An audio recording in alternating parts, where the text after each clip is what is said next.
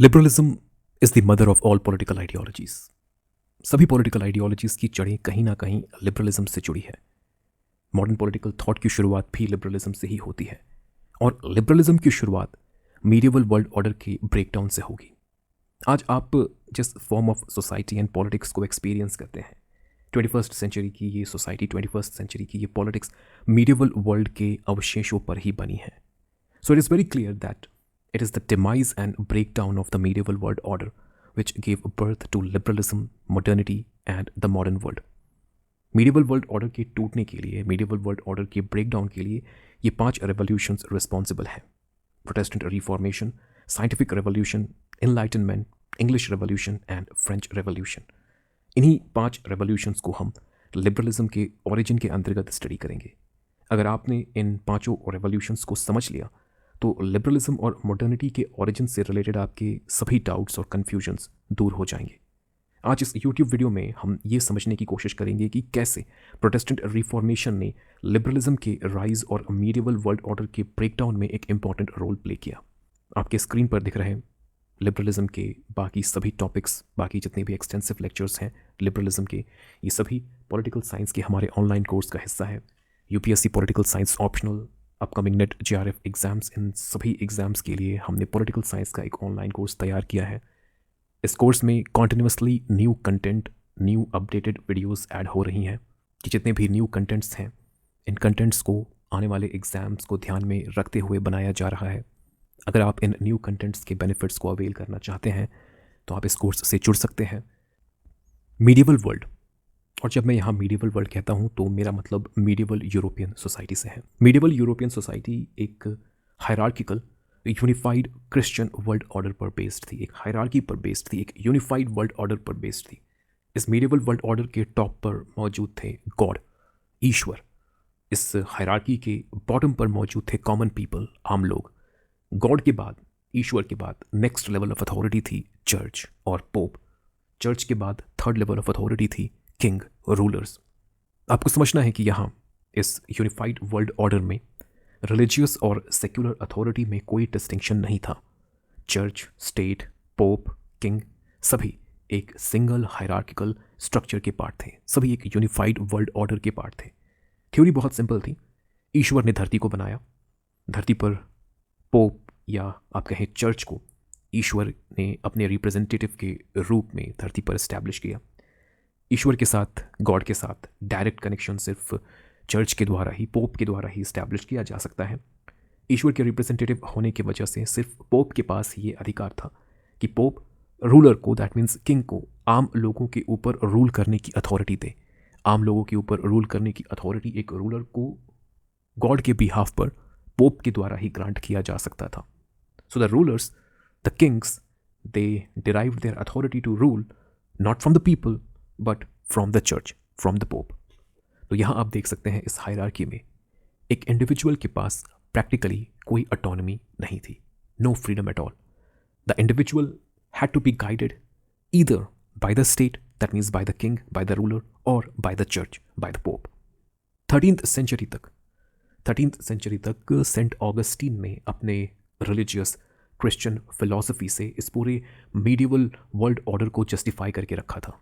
It was St. Augustine's philosophy, religious philosophy, which justified this whole medieval world order. इस वक्त medieval Europe में कोई भी philosophy, कोई भी philosophical writing secular नहीं थी। जितनी भी philosophies थीं, सभी Christianity और religion के अराउंड ही रिवॉल्व करती थी। Ancient ग्रीस की प्लेटो और एरिस्टोटल की secular philosophy, non religious secular philosophy Europe के लिए, मीडिएवल यूरोप के लिए खोज की थी। मीडिएवल यूरोप में प्लेटो और एरिस्टोटल को नहीं पढ़ा जाता था। In fact people in the medieval Europe, they did not know that someone like Plato, someone like Aristotle existed in the past. लेकिन एरिस्टोटल की वर्क्स, एरिस्टोटल की राइटिंग्स, उनकी बुक्स जैसे पॉलिटिक्स, नाइकोमेकियन एथिक्स, एरिस्टोटल की ये वर्क्स अरब मर्चेंट्स के पास Arabic भाषा में, अरब वर्ल्ड में मौजूद थी। धीरे धीरे, that means from 13th century onwards, Aristotle के ये वर्क्स, उनकी ये बुक्स मिडिल ईस्ट से होते हुए यूरोप में एंटर करना शुरू करती हैं। जब एरिस्टोटल के वर्क्स को यूरोपियन लैंग्वेजेस में ट्रांसलेट किया गया, for example translation done by bishop Raymond of Toledo, जब ये ट्रांसलेशंस यूरोपियंस के लिए अवेलेबल हुए तब एरिस्टोटल के वर्क्स में यूरोपियन थिंकर्स और स्कॉलर्स को एक ऐसा सेक्युलर वर्ल्ड व्यू दिखा, एक ऐसा वर्ल्ड व्यू जहाँ गवर्नमेंट, स्टेट, ह्यूमन नेचर से रिलेटेड जितने भी आर्ग्यूमेंट्स थे, ये सभी आर्ग्यूमेंट्स बिना रिलीजन, बिना गॉड या बिना फेथ को इन्वोक करके दिए गए थे। एरिस्टोटल की ये secular world view medieval Europe के क्रिश्चियनिटी के एग्जिस्टिंग रिलीजियस वर्ल्ड व्यू के साथ कंपैटिबल नहीं थी। लेकिन कई थिंकर्स हुए, कई फिलोसोफर्स हुए मिडिवल यूरोप में, कई थिंकर्स, कई फिलोसोफर्स हुए जैसे थॉमस एक्वाइनस, दांते एलिगिरी, मार्सिलियस ऑफ पौदा। इन थिंकर्स ने एरिस्टोटल के फिलॉसफी को क्रिश्चियनिटी के साथ कंबाइन, रिकंसाइल करने की कोशिश की। एरिस्टोटल के फिलॉसफी को क्रिश्चियनिटी के साथ जब कंबाइन किया गया, रिकंसाइल किया गया, तो इसके वजह से क्रिश्चियनिटी के ऑर्थोडॉक्स डॉक्ट्रिन में कई चेंजेस आने लगे। क्रिश्चियनिटी की ऑर्थोडॉक्स डॉक्ट्रिन ये बदलने लगी। अब कुछ लोग इन चेंजेस को सपोर्ट कर रहे थे, लेकिन मेजॉरिटी के द्वारा इन चेंजेस को अपोज किया गया। जर्मनी के एक प्रीस्ट और थियोलॉजी के प्रोफेसर मार्टिन लूथर और स्विट्जरलैंड के जॉन कैल्विन, इनके द्वारा भी इन चेंजेस को अपोज किया गया, क्रिटिसाइज किया गया। एरिस्टोटल की फिलॉसफी को क्रिश्चियनिटी के साथ इंटीग्रेट करने की वजह से जिस तरह से चर्च के भीतर, क्रिश्चियन डॉक्ट्रिन के भीतर चेंजेस और बदलाव लाए जा रहे थे, मार्टिन लूथर ने इन चेंजेस को अपोज किया, इन चेंजेस को क्रिटिसाइज किया। लेकिन मार्टिन लूथर और भी कई कारणों की वजह से उस वक्त के चर्च और पोप्स और चर्च में मौजूद प्रीस्ट्स इन सभी से नाराज थे। मार्टिन लूथर ने कहा, एक्चुअली उन्होंने अक्यूज़ किया कि चर्च करप्शन और करप्ट प्रैक्टिसेस से घिर चुकी है और इन सभी करप्ट प्रैक्टिसेस में पोप और चर्च के प्रीस्ट ये सभी इन्वॉल्व हैं। मार्टिन लूथर ने चर्च और चर्च के प्रीस्ट्स के द्वारा प्रमोट किए जा रहे एक स्पेसिफिक प्रैक्टिस को भी हाईलाइट किया और कहा कि ये जो प्रैक्टिस है ये करप्शन को रिप्रेजेंट करता है। This was the practice of selling इंडल्जेंसेस।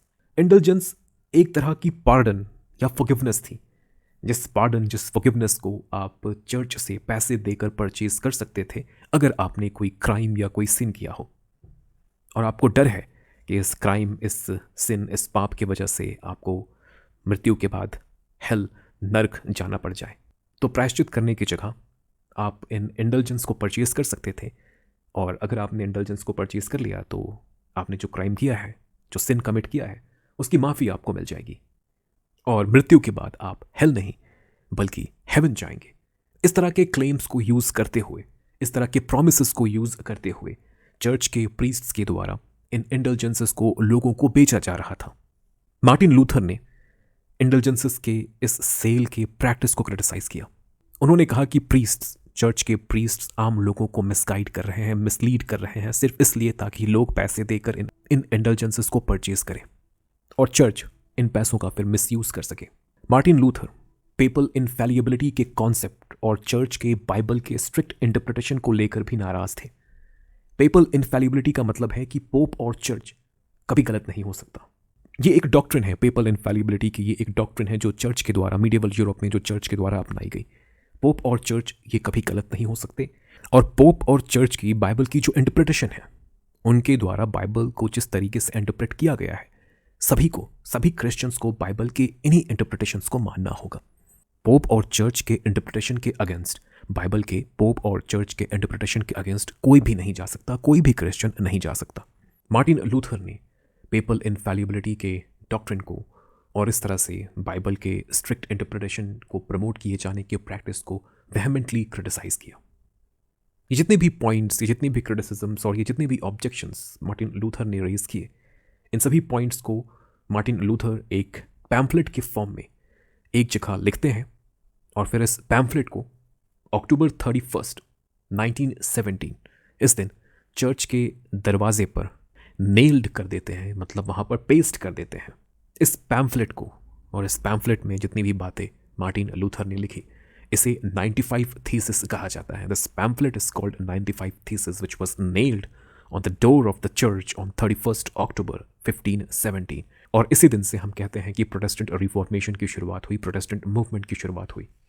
Martin Luther को डर था कि अगर वे चर्च को इस तरह से ओपनली क्रिटिसाइज करते हैं तो चर्च के द्वारा डेफिनेटली उनके अगेंस्ट स्ट्रिक्ट एक्शन लिया जाएगा। इस इवेंचुअलिटी से अपने आप को बचाने के लिए मार्टिन लूथर ने जर्मनी के किंग्स और रूलर्स से अपील की कि उन्हें, दैट मीन्स मार्टिन लूथर को, सपोर्ट और प्रोटेक्शन प्रोवाइड किया जाए ताकि वे चर्च के अगेंस्ट अपनी आवाज़ उठा सके। ये जो रूलर्स हैं, ये जो किंग्स हैं, अभी तक ये चर्च के अथॉरिटी के अधीन ही थे, लेकिन धीरे धीरे इनकी पावर बढ़ रही थी और ये चर्च को चैलेंज करना चाहते थे। ये रूलर्स, ये किंग्स, ये अपने बढ़ते पावर की वजह से ये चर्च को चैलेंज करना चाहते थे, चर्च के अथॉरिटी को चैलेंज करना चाहते थे। लेकिन ये एक सही अपॉर्चुनिटी के लिए वेट भी कर रहे थे और मार्टिन लूथर ने इन्हें, इन किंग्स को, इन रूलर्स को वो सही अपॉर्चुनिटी दे दी। तो इसलिए जब मार्टिन लूथर इनके पास जाते हैं, इन रूलर्स, इन किंग्स के पास जाते हैं, प्रोटेक्शन मांगते हैं, सपोर्ट मांगते हैं, तो इन किंग्स, जर्मनी के इन किंग्स और रूलर्स ने मार्टिन लूथर को प्रोटेक्शन प्रोवाइड किया, सपोर्ट प्रोवाइड किया। इस सपोर्ट के मिलने के बाद मार्टिन लूथर और अधिक कॉन्फिडेंट हो गए और अधिक कॉन्फिडेंस के साथ वो चर्च के खिलाफ बोलना शुरू करते हैं। प्रोटेस्टेंट रिफॉर्मेशन के दौरान दो इंपॉर्टेंट आर्ग्यूमेंट्स सामने रखे गए, जिन आर्ग्यूमेंट्स ने लिबरलिज्म के ग्रोथ और मीडिएवल वर्ल्ड ऑर्डर के ब्रेकडाउन में एक इंपॉर्टेंट रोल प्ले किया। दो आर्ग्यूमेंट्स, आपको इन दोनों ही आर्ग्यूमेंट्स को समझना है। The first argument of the Protestant reformation, the first argument was priesthood of all believers. Medieval world के इस हायरार्की को आप देखिए, इंडिविजुअल यहाँ इस हायरार्की के निचले स्तर पर है, बॉटम में है। इस हायरार्की के अकॉर्डिंग एक इंडिविजुअल कभी भी खुद डायरेक्टली गॉड तक नहीं पहुंच सकता। गॉड तक पहुंचने के लिए, गॉड को अप्रोच करने के लिए उसे एक मीडिएटर की ज़रूरत पड़ेगी। और ये मीडिएटर कौन होगा? चर्च, पोप, प्रीस्ट, ये सभी मीडिएटर्स होंगे। इन मीडिएटर्स के बिना एक इंडिविजुअल, एक आम व्यक्ति कभी गॉड तक नहीं पहुंच सकता, गॉड को प्रे नहीं कर सकता, अपनी बातों को भी वो गॉड तक नहीं पहुंचा सकता। इनफैक्ट बाइबल को समझने के लिए भी, बाइबल के माध्यम से गॉड ने, ईश्वर ने जो कुछ भी हमें कहा है, इन बातों को समझने के लिए भी एक इंडिविजुअल को प्रीस्ट के पास जाना होगा, चर्च के पास जाना होगा। Without a priest, without a church, an individual can't even read, interpret and understand what is written in the Bible. The argument of priesthood of all believers इसी assumption, इसी hierarchy को challenge करता है। Martin Luther ने कहा कि God तक पहुंचने के लिए, गॉड को अप्रोच करने के लिए हमें बस फेथ चाहिए, विश्वास चाहिए, आस्था चाहिए। If you have faith, if you have belief, then you can directly approach God, you can directly connect with the God. You don't need a mediator in the form of a priest. Why? Because you yourself can be your priest. This is called priesthood of all believers. आप खुद अपने priest हैं, आपको किसी priest, traditional priest की ज़रूरत नहीं है। प्रोटेस्टेंट रिफॉर्मेशन के इन आर्ग्यूमेंट्स के बहुत ही फार रीचिंग implications और consequences थे। priesthood of all believers, इस आर्ग्यूमेंट के थ्रू इनडायरेक्टली ये कहा गया that human beings have the capacity to be free, human beings have the capacity to be autonomous. Individualism, autonomy और फ्रीडम, इन ideas के नींव, इनकी फाउंडेशन यहीं रखी गई। भले ही ये आइडियाज़ अभी सिर्फ रिलीजियस स्फीयर तक लिमिटेड थे, लेकिन आने वाले समय में इंडिविजुअलिज्म, ऑटोनॉमी और फ्रीडम के इन आइडियाज़ को पॉलिटिकल और इकोनॉमिक स्फीयर में भी अपनाया जाएगा। प्रोटेस्टेंट रिफॉर्मेशन से निकली दूसरी argument, second argument, divine right theory से जुड़ी है। आपको ये जानकर हैरानी होगी, लेकिन डिवाइन राइट थियरी का जन्म प्रोटेस्टेंट रिफॉर्मेशन के साथ ही हुआ।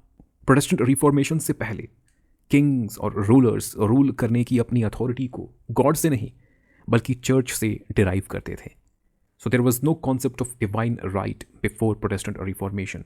लेकिन प्रोटेस्टेंट रिफॉर्मेशन ने सिर्फ गॉड और चर्च के बीच मौजूद लिंक को ही ब्रेक नहीं किया, बल्कि चर्च और किंग के बीच मौजूद जो लिंक है, इस लिंक को भी प्रोटेस्टेंट रिफॉर्मेशन ने ब्रेक किया। प्रोटेस्टेंट रिफॉर्मेशन के दौरान Martin Luther two kingdom doctrine को प्रपाउंड करते हैं। इस डॉक्ट्रिन के अकॉर्डिंग गॉड ने लोगों के लिए दो अथॉरिटीज़ बनाई हैं। One, to control and regulate the religious sphere of one's life, and the other to control and regulate the non religious sphere, that means the secular sphere of one's life. इन दोनों ही spheres के लिए, religious and non religious, spiritual and secular, इन दोनों ही spheres के लिए दो अथॉरिटीज़ गॉड के द्वारा बनाई गई है। रिलीजियस स्फीयर के लिए जो अथॉरिटी फिक्स की गई है वो है चर्च, और नॉन रिलीजियस स्फीयर के लिए, सेक्युलर स्फीयर के लिए जो अथॉरिटी फिक्स की गई है वो है state, king, rulers.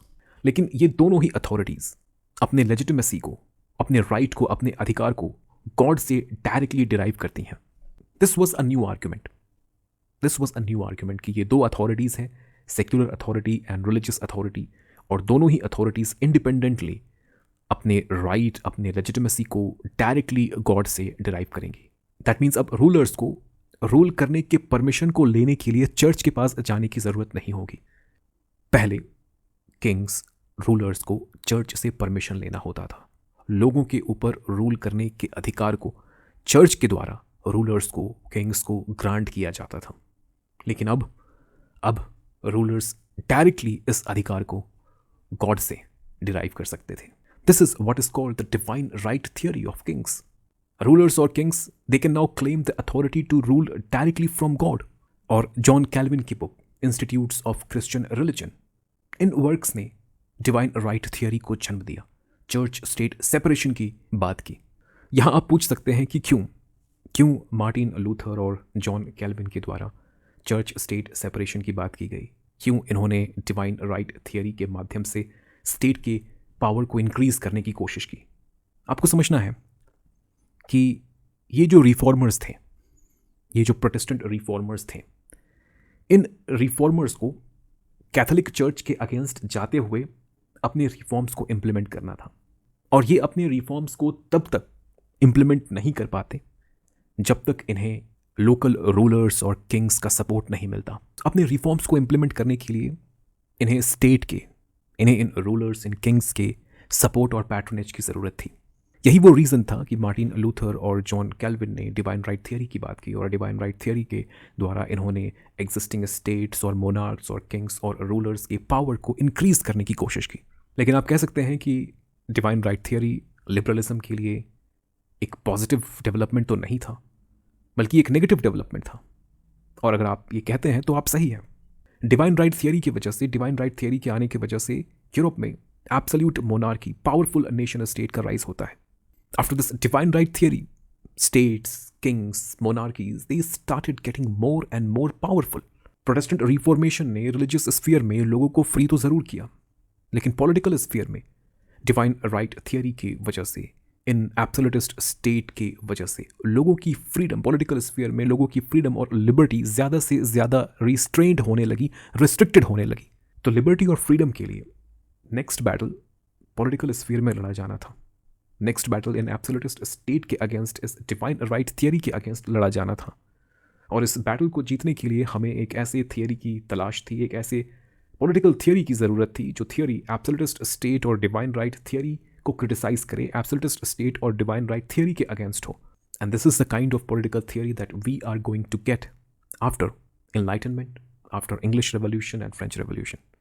Next video में हम लिबरलिज्म के ओरिजिन के स्टोरी को कंटिन्यू रखेंगे और हम समझेंगे कि कैसे साइंटिफिक रेवोल्यूशन ने, एनलाइटनमेंट ने, इंग्लिश रेवोल्यूशन ने, फ्रेंच रेवोल्यूशन ने लिबरलिज्म के बर्थ में, लिबरलिज्म के राइज में एक इम्पॉर्टेंट रोल प्ले किया। आई होप कि आपको लिबरलिज्म के राइज की अभी तक की स्टोरी समझ में आई हो।